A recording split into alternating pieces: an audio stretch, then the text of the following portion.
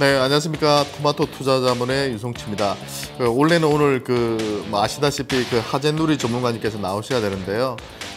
개인적인 좀 사정상 이번 주는 좀 빠지게 되셔가지고 제가 오늘은 하루만 대타로 나왔습니다. 그러면서 제가 오늘 장보는 남자 시간을 통해서 어떤 이슈를 한번 볼까 한번 자료들을 찾아보니까요. 평소에 제가 좀 관심 있게 보고 있던 그런 쪽에서 한 이슈 두 가지를 한번 뽑아봤는데요. 첫 번째는 박근혜 대통령이 내일 한중 정상회담이 있고요. 3일에 전성절 참여가 있습니다. 그렇기 때문에 방중을 앞둔 시점에서 한중 FTA 관련해서 다시 한번 조금 우리가 이슈를 잡아가지고 점검을 하고 거기에서 또 기회가 있는지를 한번 짧게 한번 살펴보려고 하고요. 그리고 가장 최근에 핫 이슈는 지수가 급락함에도 불구하고 상당히 강하게 움직이는 그런 테마군들이 있거든요. 아시다시피 중소형주도 아닙니다. 덩치가 큼에도 불구하고 상당한 수익률을 주고 있는 쪽이 바로 지배구조 개편 수혜주들인데요. 이런 쪽에 대해서도 최근에 주가 움직임을 보면서 왜 움직이는지에 대해서 같이 한번 공부를 해보도록 하겠습니다. 첫 번째로는 박근혜 대통령이 이제 전성절 방문을 하게 되는데요. 이번에 방문을 하면서 경제사절단이 무려 160명 이상이 같이 대동을 하고 가고요. 그리고 박근혜 대통령이 직접 입으로도 말씀을 하셨지만 한중 FTA의 조속 발효를 한번 진행해 보겠다. 실제로는 아시다시피 6월 달에 서로 타결을 했습니다. 3년 동안의 협상을 통해서 타결을 했지만 지금 우리나라 같은 경우는 국회 비준이 남아 있고요. 국회에서 이제 통과가 돼야지 발효가 됩니다. 그래서 지금 빠르면 올해 안에 늦으면 내년 한 상반기 중으로 지금 발효가 될 것으로 보이는데요. 그랬을 때 한중 FTA 관련해서 우리가 기회를 줄 시장에서 어떻게 잡아나갈지에 대해서 같이 한번 공부해 보도록 하겠습니다. 방문을 앞두고 이제 새누리당에서 박근혜 대통령에게 선물을 하나 줬죠. 아쉬운 점은 야당이나 야권하고 같이 이제 연합을 해서 서로 약속한 가운데 통과를 좀 시켰으면 좋았는데요. 새누리당이 FTA 비준안을 외통위 단독으로 상정을 했습니다. 야권에서는 여러 부처들을 통합해서 특위를 구성을 하자. 왜? FTA라는 것이 우리가 미국하고도 해봤지만 상당히 부작용이 되는 부분이 많아요. 특히 농업 쪽에서. 그렇기 때문에 그런 긍정적인 부분도 있지만 부정적인 부분도 같이 아울러야 되기 때문에 특위를 구성해서 어떤 점이 좋고 나쁘고를 한번 따져보자. 그러면서 우리가 천천히 이 안건을 상정해도 되지 않느냐. 이렇게 이제 이야기가 나왔는데요. 일단 새누리당은 방중을 앞두고 일단은 청와대에 그런 이제 조금 도움이 필요하다는 그런 지시도 있었겠죠. 그렇기 때문에 했는데요. 우리는 주식 투자하는 사람 입장이기 때문에 그런 정치적인 이슈 자체가 중요한 건 아니고요. 일단은 갔을 때 중국 입장에서도 이번에는 우리나라 박근혜 대통령에 대해서 상당히 고마움이 있을 겁니다. 미국과의 그런 전략적인 관계가 있기 때문에 우리나라가 마지막 이 행사에 참여하는 것뿐이 아니라 열병식까지도 참여를 하기 때문에 중국 입장에서도 우리가 제시하는 안에 대해서 어느 정도 수용할 가능성이 상당히 높고요. 그런 관점에서 몇 가지 성과물을 가져올 가능성이 있다. 그런 관점에서 한중 FTA가 생각보다 빠르게 발효될 가능성도 있다고 보입니다. 그런 관점에서 우리가 한중 FTA가 발효됐을 때 어떤 산업별로 분석을 해봤을 때 기회 요인이 있느냐 이렇게 분석을 해보면요. 몇 가지 좀 수혜를 받을 수 있는 업종군들이 있어요. 하나하나 좀 살펴보면 전자산업이나 디스플레이 쪽이나 이런 쪽은 솔직히 말하면 별달리 수혜를 받는 것이 없다고 보면 돼요. 중국에서 이제 생산하는 부분도 있고요. 이미 기존에 관세가 폐지된 품목들이 많습니다. 그렇기 때문에 실질적인 수혜 자체는 전자 이 업종, IT 쪽은 크게 수혜를 받지는 못할 것 같고요. 오히려 중소형 생활가전 쪽, 덩치가 작잖아요. 그러니까 이런 것들은 관세는 그냥 철폐해 주는 겁니다.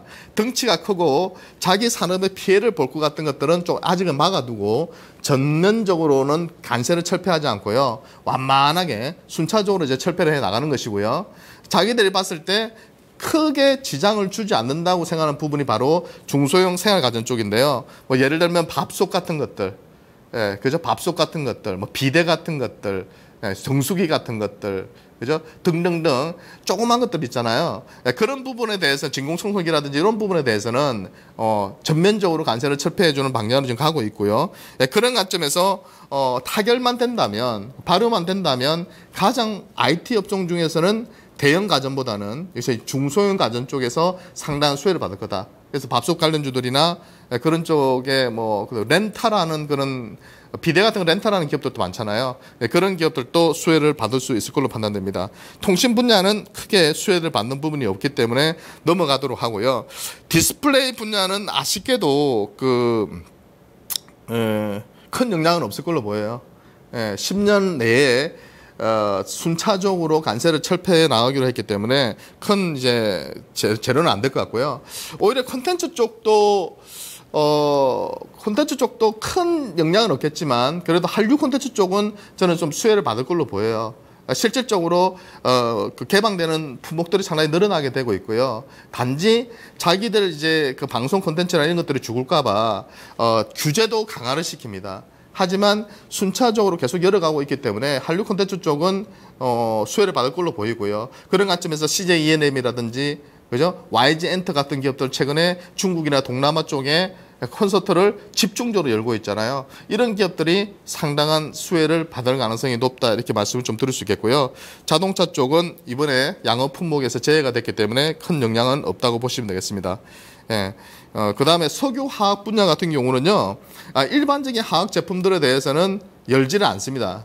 자기들 기술력이 떨어지기 때문에 우리나라 제품들이 들어와 버리면 피해를 보기 때문에 어떤 품목만 열어주냐면 이온 교환 수지라든지 고흡수성 수지라든지 폴리우레탄 수지 이런 것들, 이런 것들과 관련된 기업들 우리가 찾아보면요, 몇 개 기업들이 나와요. 대표적인 기업들이 뭐 효성 같은 기업들도 괜찮은 기업이 될 것 같고요, 그죠? 그 외에 대한유화라든지 롯데케미칼이라든지 이런 기업들도 수혜를 받을 수 있는 품목들이니까. 근데 업황 자체가 좋지는 않죠. 근데 효성이나 대한유화는 업황이 좋지만 일반적인 화학 기업들은 지금 업황이 좋지는 않기 때문에 트레이딩 관점으로만 진행을 하시는 그런 전략이 나아 보인다 이렇게 말씀을 드릴 수 있겠습니다. 그래서 관련주들을 좀 모아보면 한류 콘텐츠 관련주도 관심을 좀 두시고요. 그다음 밥솥 관련주들, 그죠? 뭐 쿠쿠전자를 비롯한 밥솥 관련주들 관심을 좀 두시고, 석유 화학 쪽에서 고부가가치 산업 쪽, 그죠? 그런 기업들에 대해서도 효성을 비롯한 대한유화라든지 롯데케미칼이라든지 이런 기업에 대한 관심은 가져나가셔도 나쁘지 않으신 것 같습니다. 그러니까 최근에 가장 큰 이슈는 또 뭐냐면 지배구조 관련주예요. 이 지배구조가 개선되는 기업들은요, 좋은 점이 뭐냐면 나중에 대주주들의 지분이 높아지니까 배당도 상당히 높아집니다. 그러니까 최근에 기사된 자료들을 보면요, 롯데쇼핑과 롯데카드가 결국은 롯데그룹의 지배구조가 개선될 때 가장 큰 수혜를 받을 수밖에 없다 이렇게 얘기를 했고요. 실제로도 이 지배구조를 보면 롯데쇼핑과 롯데호텔 롯데하고요. 그 다음에 이 두 개가 집중적으로 지분율들을 대부분 가지고 있고 그 중간에 또 롯데제과가 같이 지분을 가지고 있다. 그래서 호텔 롯데를 상장시킴으로써 상당한 순환출자를 해소할 수 있고요. 결국엔 나중에는 호텔 롯데와 롯데쇼핑을 합병하는 과정에서 이 두 기업이 상당한 수혜를 받을 수 있다고 보실 수 있겠습니다. 시간 관계상 좀 짧게 좀 살펴본다면요, 최근에 롯데쇼핑하고 롯데제과의 주가 움직임을 보면 지수와 완전 반대로 강한 급반등이 이어지고 있다는 것을 보여주고 있고요. 실제로도 지금 460개가 넘는 이 순환출자된 기업들을 순환출자를 해소해 나가는 과정에서 비상장되어 있던 기업들까지 다 상장을 시키게 되면 그 비상장 기업의 지분을 가장 많이 가지고 있는 회사들이 이 회사들이거든요. 그렇기 때문에 롯데쇼핑하고 롯데제과에 대해서 여러분들이 좀 더 관심을 두시면 좋겠고요. 삼성그룹은 삼성전자와 삼성전자가 지주회사와 사업부문으로 나눠지게 되면 지금의 통합삼성물산법이라고 합병했을 때 이재용 부회장이 지분을 많이 가지고 있는 통합삼성물산법인이, 그죠? 그리고 삼성 SDS가 수혜를 받는다는 거예요. 왜? 삼성전자의 지분을 지금 8%밖에 확보를 못했기 때문에 향후에 추가적으로 16% 이상 확보하기 위해서는 결국은 통합을 할 것이고 합병을 할 것이다. 그랬을 때 이재용 부회장이 가장 지분을 많이 가지고 있는 회사가 바로 제일모직하고 삼성 SDS다. 최근 제일모직의 주가 움직임. 삼성 SDH 주가 움직임에서 그런 흐름을 볼 수가 있는 것이죠. 그래서 장기적으로 봤을 때 지배 구조 계산했을 때는 롯데그룹주와 삼성그룹주들에 대해서 여러분들이 좀 관심을 두시고 장기 투자하신다면 결국 오너 일가와 함께 수익률을 극대화시킬 수 있는 그런 전략이 될 거라고 생각이 듭니다. 감사합니다.